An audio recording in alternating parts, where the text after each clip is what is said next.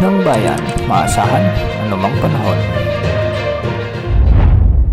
Magandang oras po sa ating lahat. Narito na ang pinakahuling update sa magiging lagay ng ating panahon ngayon at sa magiging lagay ng panahon sa susunod na 24 oras. Sa kasalukuyan ay may minomonitor tayong bagyo sa labas ng ating area of responsibility. Ito si dating bagyong Bising at ngayon ay may international name na Tropical Depression Danas.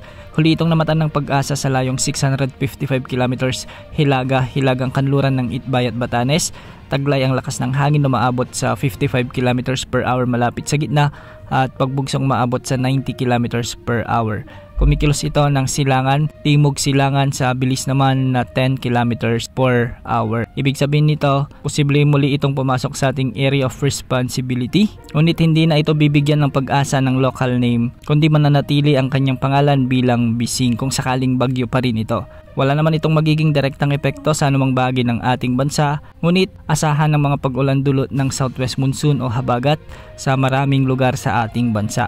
Dahil nga sa habagat, makakaranas ng mga kalat-kalat na pagulan o occasional rains ang Metro Manila sa Batanes, Babuyan Island, Zambales, Bataan, Cavite, Batangas, sa may Occidental Mindoro at Antique. Pinag-iingat natin ang ating mga kababayan sa mga nabanggit na lugar sa banta ng mga biglaang pagbaha o pagguho ng lupa kung may mga katamtaman at minsan ay malalakas na pag-ulan. Samantala, habagat pa rin ang nagdadala ng maulap na papawirin na may mga scattered rains and thunderstorms sa buong Ilocos Region, sa may Cordillera Administrative Region, sa may Negros Island Region, sa buong Zamboanga Peninsula, sa BARMM, ang nalalabing bahagi ng Western Visayas, ang mainland Cagayan, sa may Tarlac, Nueva Ecija, sa may Pampanga, Bulacan, Rizal, Laguna, Palawan, Lanao del Norte, sa may Sultan Kudarat at ang Sarangani. Ang mga lugar na ito ay posible ring makaranas ng mga biglang pagbaha o pagguho ng lupa kung may mga katamtaman at minsan ay malalakas ding pag-ulan. Samantala para naman sa nalalabing bahagi ng ating bansa, ay magiging bagyang maulap hanggang sa maulap ang mga kalangitan na may mga kalat-kalat na pagulan at thunderstorms dulot pa rin ng habagat.